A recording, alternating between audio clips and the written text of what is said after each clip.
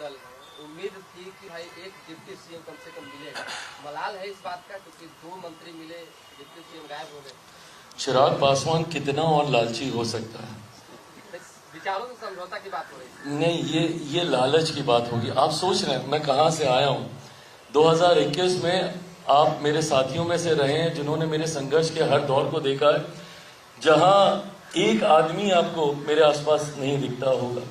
संभवतः कहीं कार्यक्रम करना है तो 10 लोग कहां से आएंगे, कौन उस व्यवस्था को तैयार करेगा? ये मुट्ठी भर लोग जो हमारे साथ थे वो इन चीजों को ऑर्गेनाइज करने का काम करते थे। ऐसे में 2024 में अकेले सांसद की पार्टी, और जिसकी पार्टी को 2021 में तोड़ दिया गया था, उसे घर परिवार से निकाल दिया गया था, उस अकेले सांसद पे मेरे प्रधानमंत्री ने विश्वास करके 5 सीटें लड़ने के लिए दी।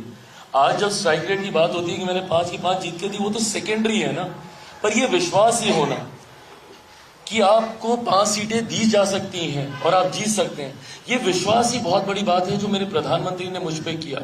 उसके बाद उनके विश्वास पे मैं खरा उतरा, वो सेकेंडरी था। 5 सांसद मेरे जीते, 1 सांसद वाली पार्टी के। 0 में 1 विधायक बोलने लगा था, बट जो जीते भी थे वो भी दूसरी तरफ चले गए थे। तो 0 विधायक वाली पार्टी को 29 सीटें दे दी जाती हैं चुनाव लड़ने के लिए। उसमें से हम 19 जीत के आते हैं तब, जबकि निरंतरता में ये नैरेटिव सेट किया जा रहा था कि सारी हारने वाली सीटें दी गई हैं।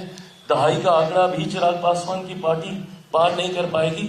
एंड जो कि इनोवेट डाटा के हिसाब से देखें तो सही भी था। 29 में से 26 हारी हुई सीटों पर मेरे प्रत्याशी चुनाव लड़ रहे थे। बट उसके बावजूद ये विश्वास होना गठबंधन का कि आपको 29 सीटें दी जा सकती हैं और आप उसमें से 19 आप जीत कर आते हैं। 2 मंत्रियों को पहले उसमें शपथ भी दिलवा दी जाती है। अब अगर इसके बाद भी मैं गठबंधन से कुछ मांगूं तो मुझसे बड़ा नाशुक्रा कोई नहीं होगा, मुझसे बड़ा लालची कोई नहीं होगा। इसके बाद भी अगर मैं मलाल रखूंगा किसी तरीके से तो फिर मुझे खुशियों को मनाना नहीं आता होगा। तो ऐसे में जितना मिला है, मैं मानता हूं कि ये मेरे पिता के आशीर्वाद से हम लोग यहां तक पहुंचे हैं। तो मलाल कतई किसी बात का नहीं।